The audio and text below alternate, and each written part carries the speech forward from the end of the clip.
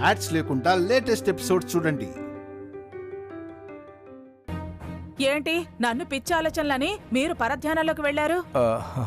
అది ఎక్కడికి వెళ్లారేంటి? ఇక్కడ లేనే లేరు.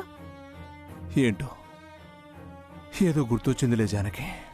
పైషు ఉంటే అన్నీ అదే ఆలోచించేది. ఇప్పుడు మనం ఆలోచించాల్సి వస్తోంది. నిజమే జానకి, చిన్నతనం నుంచి మిథునా గురించి ఆలోచించే వైష్ణవి ఇప్పుడు దానికి తోడుగా తోడి కోడలుగా వెళ్ళింది. మనం నిశ్చింతగా ఉండొచ్చు. కలిసి పెరిగారు, కలిసి కోడళ్లుగా వెళ్లారు. ఆ దేవుడు వాళ్ళని చల్లగా చూస్తాడండి. పదండి, భోంచేసి సారి సర్దుదాం.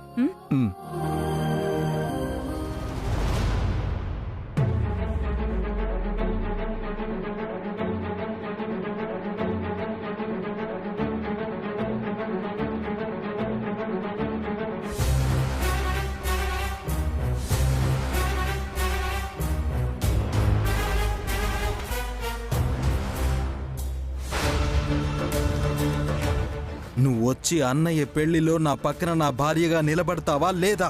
ఇప్పుడున్న పరిస్థితుల్లో దాన్ని వదిలి నేను రాలేనండి. దేవుడు ముందు దీపం వెలిగించేదాకా ఎవ్వరూ చేతులు వదలకూడదు.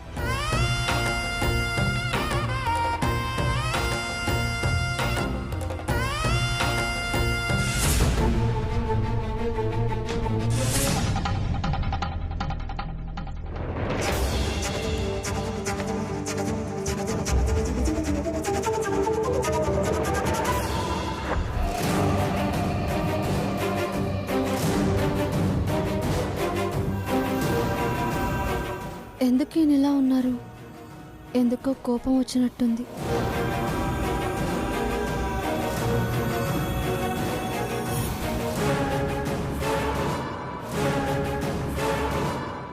ఏమైందండి? ఎందుకు అలా ఉన్నారు? నేనెట్టా ఉంటే నీకెందుకో? అలా అంటారేంటి? మీ గురించి నేను కాకపోతే ఎవరు తెలుసుకుంటారు? అయినా నా గురించి తెలుసుకున్నా ఏం లాభంలే. నేను మీ భార్యనండి. మీకోసం ఏమైనా చేస్తాను. చాలా చేసావులే. ఇప్పుడు నువ్వు నా కోసం ఏం రాలేదని నాకు తెలుసు. అదేంటండి అలా అంటారు? మీకోసం కాకపోతే ఎందుకొస్తాను? నా కోసం అయితే నేనొచ్చి ప్రేమగా పిలిచినప్పుడు రావాలి కదా. బతిమిలాడుకున్నా రాలేదు కదా. ఓ అదా మీ కోపం? అప్పుడున్న పరిస్థితి మీతో క్లియర్గా చెప్పాను కదండి. దయచేసి అర్థం చేసుకోమని నేను కూడా బ్రతిమలాడుకున్నాను కదా. అలా అంటే సరిపోతుందా? ఎంతసేపు నిన్ను అర్థం చేసుకోమంటావు గానే నువ్వు నన్ను అర్థం చేసుకున్నావా? చెల్లెలతో కలిసే వస్తానన్నావు, అలాగే వచ్చావు. నా కోసమని ఎలా అనుకోమంటావు? ఎంతైనా నీకు నాకన్నా నీ చెల్లెలే ముఖ్యం. శేఖర్ గారు, దయచేసి అలా అనకండి. అప్పుడు మీరు నన్ను అర్థం చేసుకోవడమే ముఖ్యం. భార్యాభర్తలుగా ఉన్నప్పుడు భర్తే కదా అర్థం చేసుకుని అండగా ఉండాల్సింది. నిన్నగాక మొన్న కలిసిన నా కాల్లో గాజు పెంకు గుచ్చుకుంటే నన్నెందుకు ఎత్తుకుని మెట్లెక్కించారు? ప్రేమతోనే కదా. కలిసి పెరిగిన నా చెల్లెల మీద నాకు ప్రేమ ఉండదా? కలిసి బతకాల్సిన మీ మీద ప్రేమ ఉండదా? అదే నేను అనేది. నీకు నాకన్నా మీ చెల్లెల మీదే ఎక్కువ ప్రేమ. మీరు పొరపాటు పడుతున్నారు, తప్పుగా అర్థం చేసుకుంటున్నారు. మీకు నా మీద ఎంత ప్రేమ ఉందో నాకు మీ మీద అంతకంటే ఎక్కువ ప్రేమ ఉందండి. తను బాధల్లో ఉంటే నేనొచ్చి మాత్రం ఎలా సంతోషంగా ఉండగలను? సరే, అప్పుడంటే మీ చెల్లెలు బాధలో ఉంది, నువ్వు రాలేదు. మరి ఇందాక నాన్నమ్మ దేవుడికి దీపం పెట్టేదాకా నా చెయ్యి వదలొద్దు అని చెప్పింది కదా. మరెందుకు వదిలేసి మీదునా మీదునా అంటూ వెళ్ళావు? కళ్ళలో కుంకుమ వల్ల అంత ప్రమాదమా? నా చెయ్యి వదిలిపెట్టి వెళ్లాల్సినంత అవసరమా? నేను పెద్దగా చదువుకోకపోవచ్చుగానే ఎవరేంటో ఎవరి మనసులో ఏముందో బాగా తెలుసుకోగలను. అంటే మీ మీద నాకు ప్రేమ లేదంటున్నారా? ఉందో లేదో నువ్వు చేసిన పనులు బట్టి నాకు తెలుస్తున్నాయి. మీరలా అనుకుంటే నేను చేయగలిగిందేం లేదు శేఖర్ గారు. అంటే నేను అన్నది తప్పంటావా? తప్పు అనను, కానీ ప్రేమ లేదు అనకండి. నేను మనస్ఫూర్తిగా మిమ్మల్ని ఇష్టపడుతున్నాను. నాకు నా చెల్లెలెంతో మీరు కూడా అంతే. మళ్ళీ అదే మాట. చెల్లెలు నేను సమానం అంటుండవు. భార్యాభర్తలు అక్క చెల్లెలు ఒకటేనా? నాకు మీరే ఎక్కువ అని చెప్పలేకపోతున్నావంటే ఏంటి అర్థం?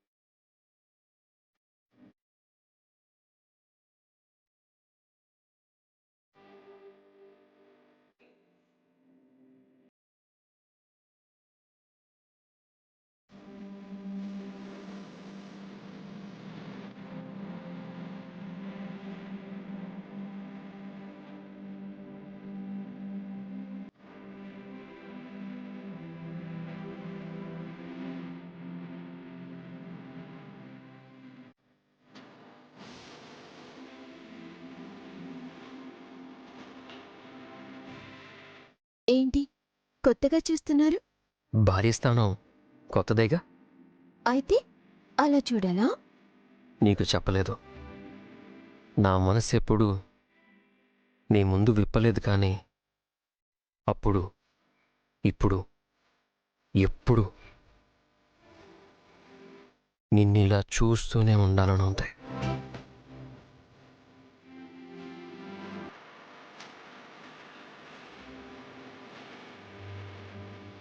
ఎదురు చూసిన రోజు ఎదురుగా నువ్వు. నా మనసు వశం తప్పుతుంది.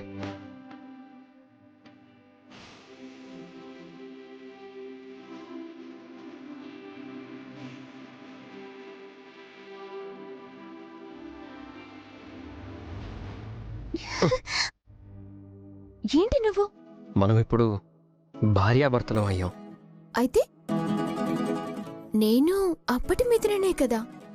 అయితేనే స్థానం మారిందని ఇప్పుడే చెప్పానుగా. అందుకని హద్దులు మీరుతారా? ఇంకా మన మధ్య హద్దులే ఉండవు, అన్నీ సుద్దులే.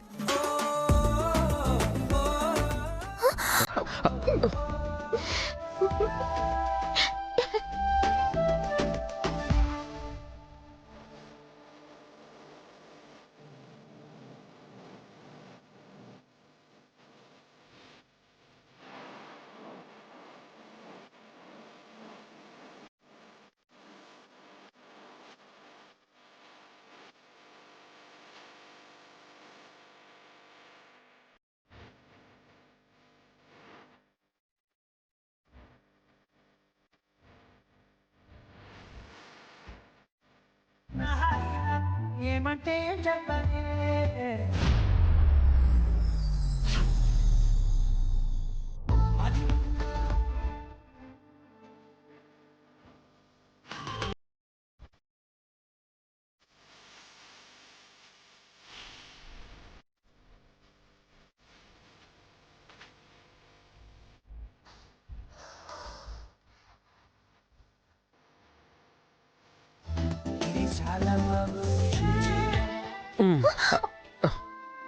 ఏమైంది ఇప్పుడు? శుభకార్యం శుభకార్యంలా జరగాలి. అందుకని మనసు కాని మనం కాని పరిధులు దాటొద్దు, పద్ధతి తప్పొద్దు. Please please please please. No please. పెళ్ళవచ్చు కానీ పెద్దవాళ్ళు పర్మిషన్ ఇవ్వలేదుగా. ఇది అన్యాయం తెలుసా? నేను న్యాయంగానే మాట్లాడుతున్నాను. రేపు వ్రతం ఉంటుంది, ఆ తర్వాత ముహూర్తాలుంటాయి. అందాక మీరు కంట్రోల్లో ఉండాల్సిందే. ఇదిగో, భార్య భర్తకి షరతులు పెట్టొద్దు, తెలుసా? గారాలు మారాలు మానుకోపోతే గట్టిగా అరవాల్సి వస్తుంది. అట్లీస్ట్ చిన్న ముద్దు.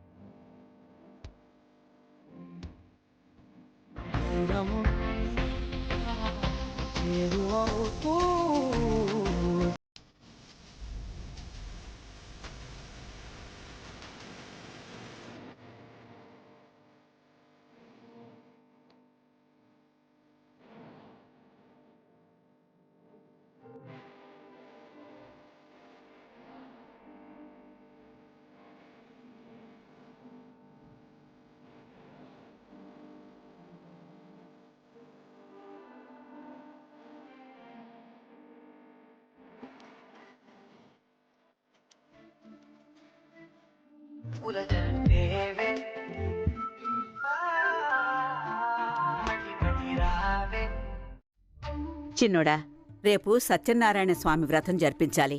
పంతులు గారికి ఫోన్ చేయి. అలాగేనమ్మా. రేపా వ్రతం అయ్యాక తర్వాత జరగబోయే శుభకార్యాలకు కూడా మంచి ముహూర్తాలు చూడమనాలి.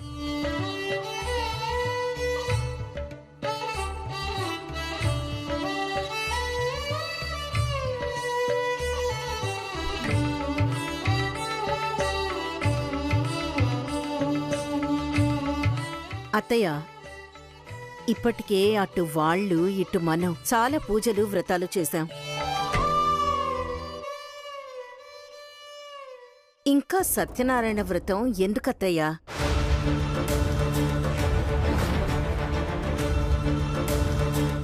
అటు శేఖర్ పెళ్లి, ఇటు తారక్ పెళ్లి హడావిడిగా జరిగాయి కదా.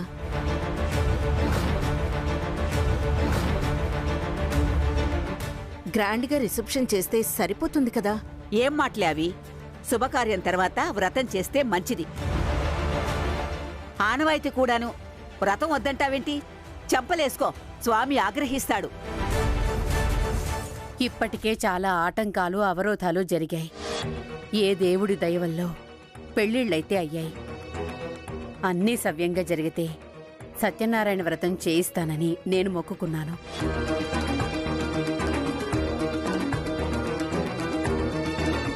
మొక్కున్నా లేకపోయినా వ్రతం కంపల్సరీ.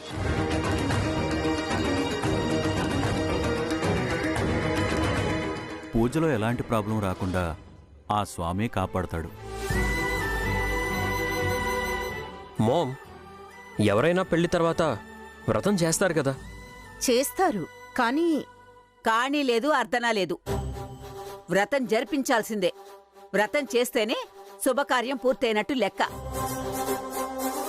వ్రతం చేసుకోవడం మంచిదే కదా పిన్ని. మంచిదే. ఎవరికి? ఆ వైష్ణవికి మంచిది. అది బలం పుంజుకుంటుంది. అది నిలదొక్కుకోవద్దు అంటే వ్రతం వద్దనాలి. ఎలాగో అలాగా ఈ వ్రతానికి బ్రేక్ వేయాలి. వ్రతం సాంప్రదాయం శుభప్రదం అత్తయ్య గారు. చిన్నపిల్లలకి తెలిసిన విషయం కూడా నీకు తెలీదా రేఖ? మీరెప్పుడు ఏ విషయంలో నా మాట విన్నారు కనుక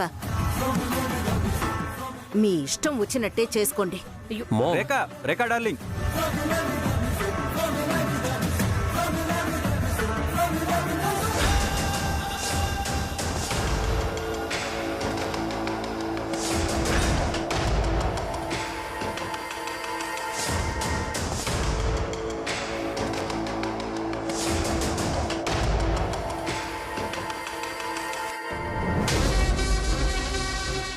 వీడేంటి బుల్లెమ్మ పుల్లెమ్మ అంటూ దాన్ని అంటిపెట్టుకుని ఉండకుండా ఒంటరిగా ఇక్కడ కూర్చున్నాడు. వీడి మూడు చూసి కిర్రెక్కిస్తే మనకేమన్నా వర్కౌట్ అవుతుందేమో చూద్దాం.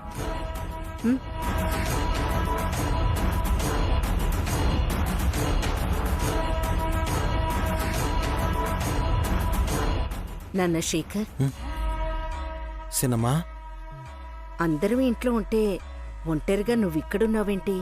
నా మనసేం బాలేసినమ్మా. అదేంటి నాన్న, కొత్త పెళ్లి కొడుకువి, హుషారుగా హ్యాపీగా భార్యతో కలిసి కబుర్లు ఆడాల్సిన టైంలో మనసు బాలేదు అంటున్నా. అయినా మనసు బాగోలేనంత కష్టం నీకేం వచ్చింది నాన్న?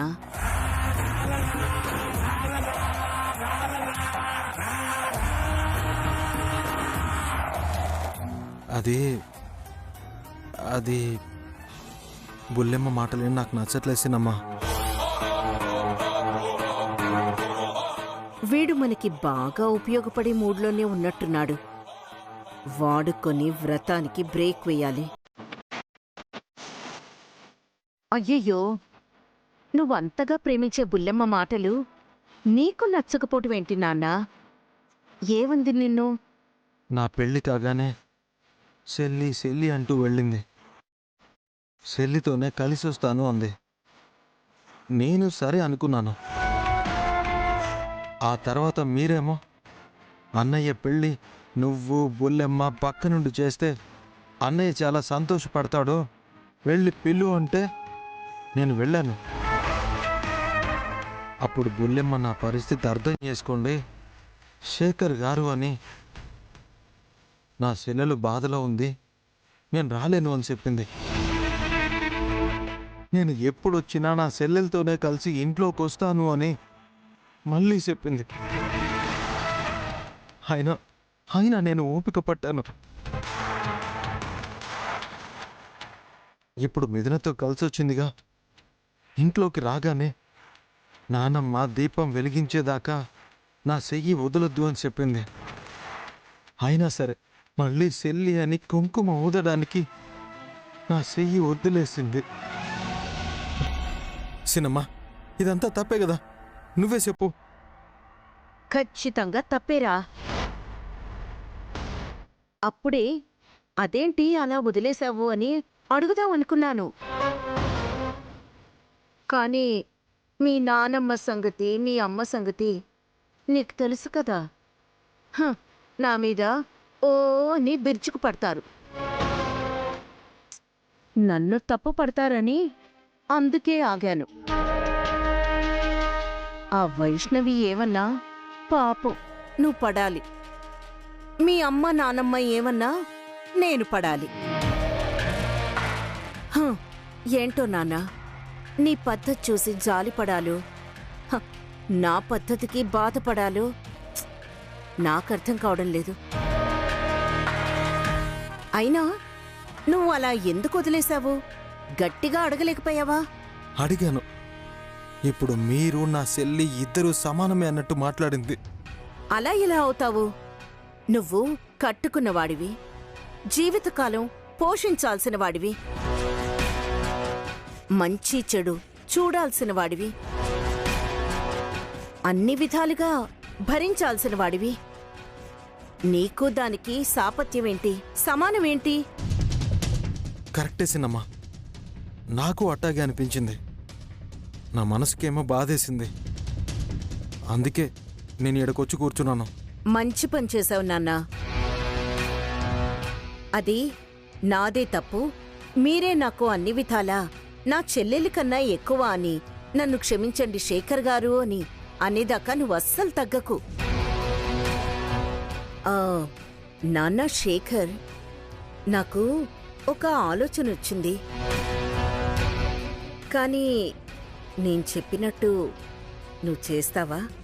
చెప్పు సినమ్మా, నువ్వెట్టా చెప్తే నేను అట్టా చేస్తాను.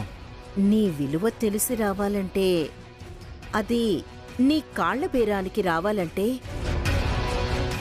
చెంపలేసుకొని నాదే తప్పు అనాలంటే రేపు వ్రతం అనుకుంటున్నారు.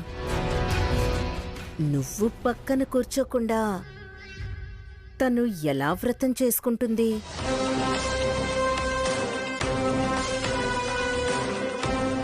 కాబట్టి నేను వ్రతం పీటల మీద కూర్చోను అని భీష్మించుకో. దెబ్బకు చెల్లెలి దయ్యం వదులుతుంది, దాని జపం మారుస్తుంది. మోకాళ్ల మీద కూర్చొని నిన్ను బ్రతిమలాడుకుంటుందన్నా. ఏమంటావ్? అటకేసానమ్మా. నువ్వు చెప్పినట్టుగానే నేను చేస్తాను. అది నేను చెప్పానని మాత్రం ఎక్కడా నోరు జారకి నాన్నా. చాచా, ఆ మాత్రం నాకు తెలీదా? నేను ఎవరికి చెప్పనులేసినమ్మా, ముఖ్యంగా అమ్మకి నాన్నమ్మకైతే అస్సలు చెప్పను.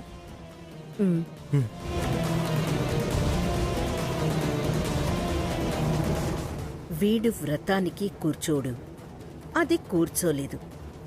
అది మానేసిందని మిథున మానుకుంటుంది, వ్రతం ఆగుతుంది. వీళ్ళ మధ్య చిచ్చు రాజుకుంటుంది.